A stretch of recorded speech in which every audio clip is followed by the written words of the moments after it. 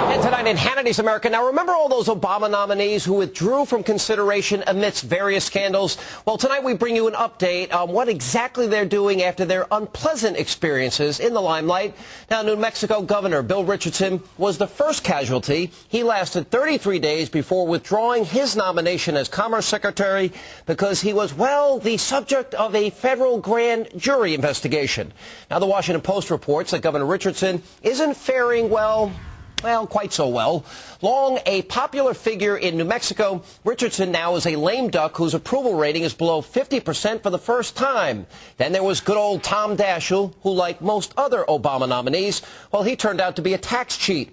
Senator Daschle has bounced back quite nicely, though, since withdrawing as HHS Secretary. Well, he went back to work at his old D.C. law firm, where he's doing what he does best, lobbying. And after becoming the president's second nominee for Commerce Secretary, Senator Judd Gregg found out the hard way that Team Obama, well, they weren't eager to hear his Republican point of view. Now, he continues to serve the people of New Hampshire, and he's been expressing himself a lot more freely.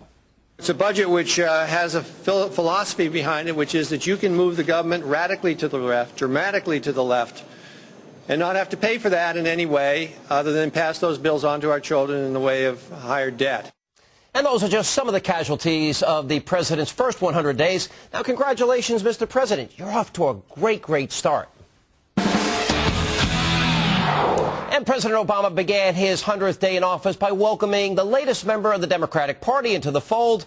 He was, well, let's say, a little over the top. Let's take a look. I know that the decision Senator Specter made yesterday wasn't easy.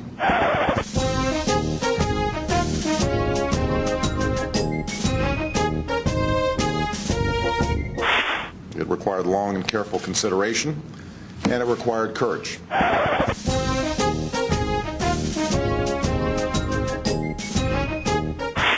I don't expect Arlen to be a rubber stamp. I don't expect any member of Congress to be a rubber stamp.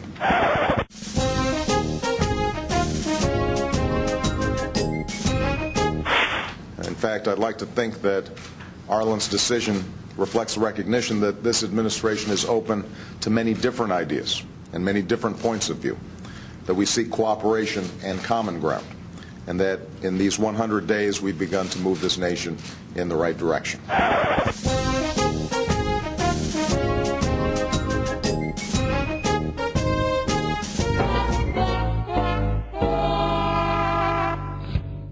I think I get it, Mr. President. Every event somehow demonstrates the greatness of your leadership, and thanks for clearing that up. Now, with all the focus tonight on President Obama, it's easy to overlook the wonderful material that his second-in-command has given us. Now, let's take a look at Vice President Joe Biden's first 100 days. Am I doing this again? For the senior staff. All right. A number of cabinet members have already. My memory is not as good as Justice Roberts, Chief Justice Roberts. And Mr. President, it's a slight diversion, but I think we got to be nice to him. The chairman of the Finance Committee, Max Baucus, is here. So we got to make sure, Max, just remember, when I call, just say yes, Joe, okay? One overwhelming reason why I never ran for mayor, Richie. It's too hard. By the way, do you know the website? You know, I'm embarrassed. Do you know the website number? You know, I should have it in front of me, and I don't. I'm actually embarrassed. President Obama says nobody messes with Joe. My passion to make sure this is done right, it may exceed my abilities. And I want to be blunt with you off script here.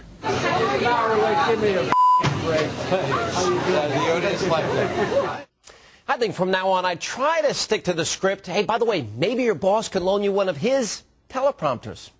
Now, the Obama administration's decision to fly Air Force One over the New York City skyline this week was not only insensitive, but as we're now finding out, it was an incredible waste of taxpayer dollars. Now, the Air Force says that the flight cost well over $300,000. And as the New York Daily News pointed out today, all of this could have been done by simply purchasing Photoshop. That's a program that runs for about, $900.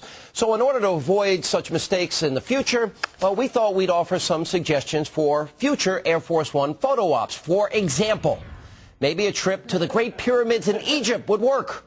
Or back stateside, well, the Kentucky Derby, well, that's one of the great American sporting traditions.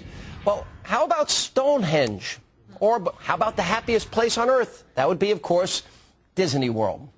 But I guess the Obama administration has never been known to pass up a chance to waste your hard-earned money. And that is the news tonight from Hannity's America.